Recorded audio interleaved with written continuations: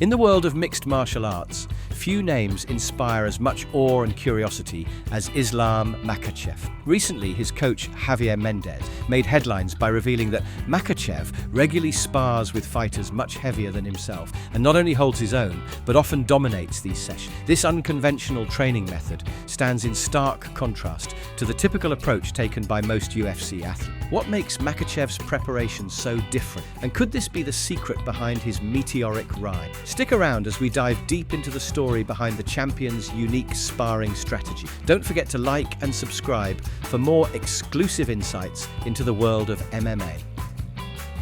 The Revelation Sparring Heavyweights. Coach Javier Mendez's recent comments about Islam Makhachev's training practices have sent shockwaves through the MMA community. According to Mendez, Makhachev routinely spars with fighters who outweigh him by 50 pounds or more, sometimes even stepping into the cage with heavyweights. This isn't just a rare occurrence or a publicity stunt. It's a regular part of Makhachev's regimen, both in his native Dagestan and at the renowned American Kickboxing Academy, aka in California. Mendez shared that these sessions are far from gentle. Makhachev doesn't just survive against these much larger training partners. He often beats them up, showcasing a level of skill and adaptability that few can match. The coach recounted moments where he watched with a mix of pride and anxiety as his lightweight champion handled the power and size of heavyweight, using superior technique, timing, and fight IQ to turn the tables on his bigger opponent. This approach flies in the face of conventional MMA wisdom. Most fighters and coaches avoid mismatched sparring partners to prevent injury and to ensure that training remains as safe and productive as possible. The risk of injury increases dramatically when a lighter fighter faces someone significantly heavier, especially in a full contact environment. Yet, for Makhachev and his team, these risks are calculated and embraced. They believe that facing bigger, stronger opponents in the gym builds the kind of resilience and adaptability that pays dividends inside the octagon. Mendez admits he has mixed feelings about this method. While he's continually impressed by Makhachev's ability to handle and even dominate bigger fighters, he's also wary of the potential for serious injury. Still, he acknowledges that this unorthodox strategy has played a role in shaping Makhachev into the dominant force he is today. A coach's dilemma: risk versus reward. For Coach Javier Mendez, watching Islam Makhachev spar with much larger fighters is a double-edged sword.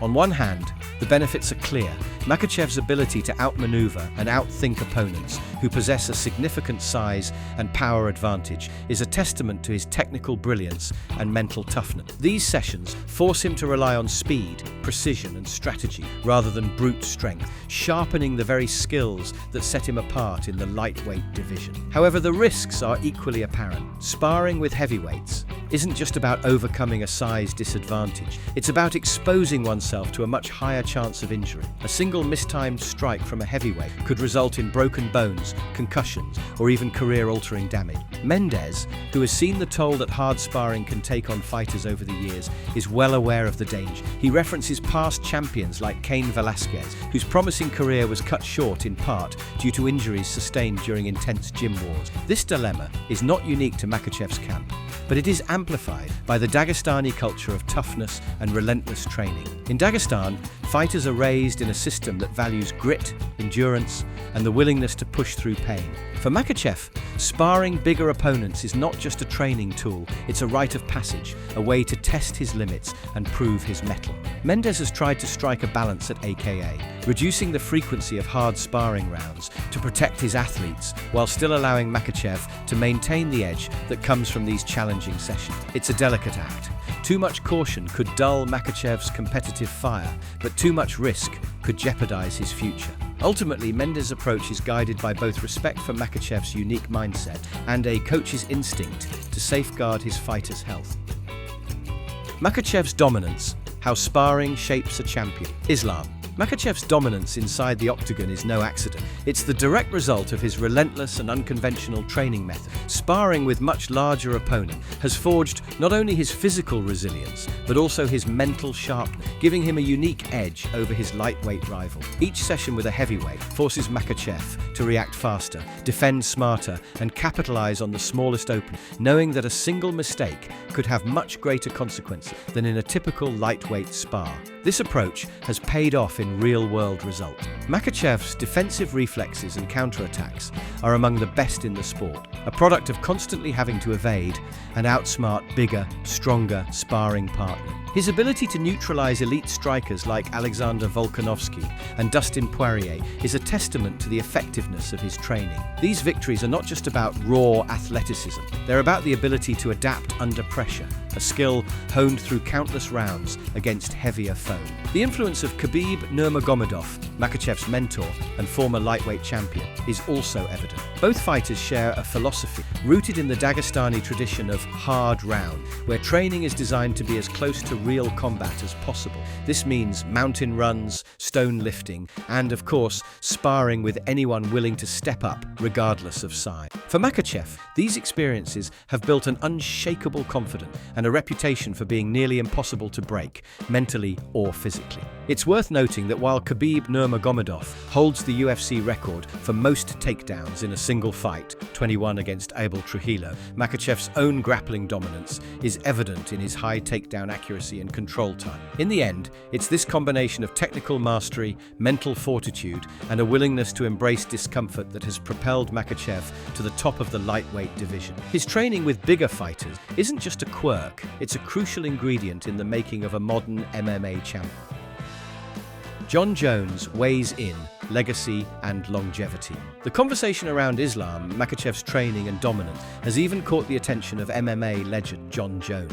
When UFC President Dana White recently named Makhachev as the pound-for-pound king, Jones responded with a measured but pointed critique. He acknowledged Makhachev's impressive skills and potential, but reminded fans that true greatness is measured not just by current dominance, but by sustained excellence and adaptability over time. Jones knows firsthand the toll that years at the top can take. His own career is a testament to both brilliance and endurance, having faced and defeated multiple generations of challengers across different eras. For Jones, the real test for Makhachev will be how he handles the pressures of being a long-reigning champion, especially as opponents begin to tailor their game plans specifically to dethrone him. This is where the risks of Makhachev's training approach come into sharper focus. While sparring with heavyweights might build toughness and skill in the short term, it also raises questions about longevity. Jones himself has spoken about the importance of smart training and injury prevention as key factors in extending a fighter's career.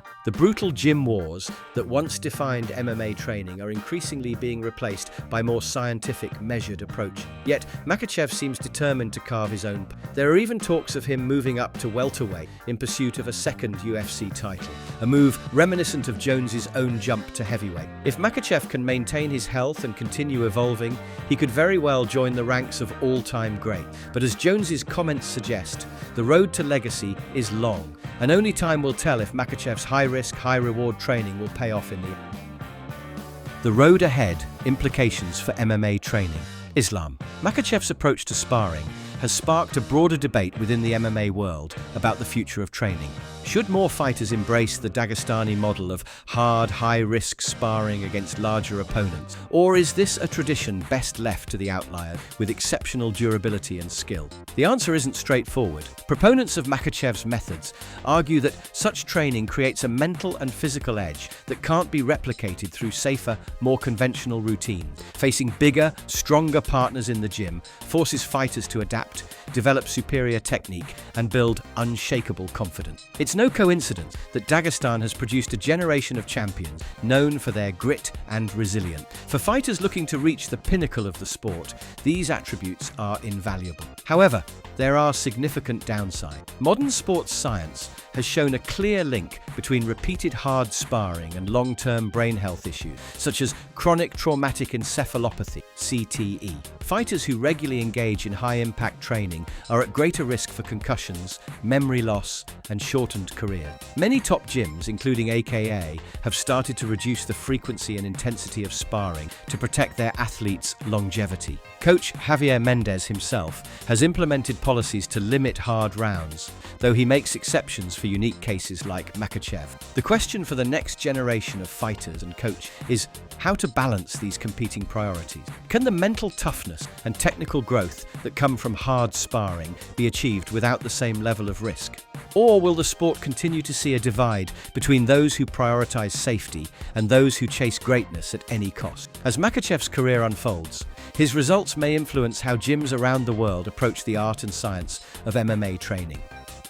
Islam. Makhachev's willingness to spar with much bigger fighters is more than just a training tactic. It's a testament to the Dagestani spirit of pushing boundaries and embracing discomfort in pursuit of greatness. While this approach has clearly contributed to his dominance in the UFC, it also highlights the ongoing tension in MMA between innovation and athlete safety.